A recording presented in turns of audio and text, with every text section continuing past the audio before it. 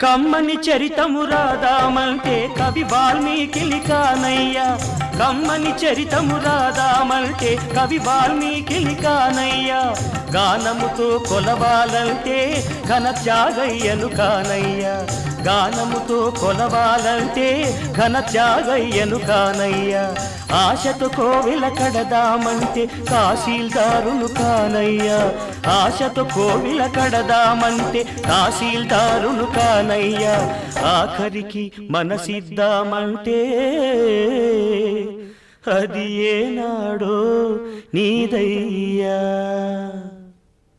ఏమయ్యా ఏమయ్యా ఓ రామయ్యా ఎలా సేవించాలయ్యా నిన్ను ఏమని కీర్తించాలయ్యా ఏమయ్యా ఓ రామయ్యా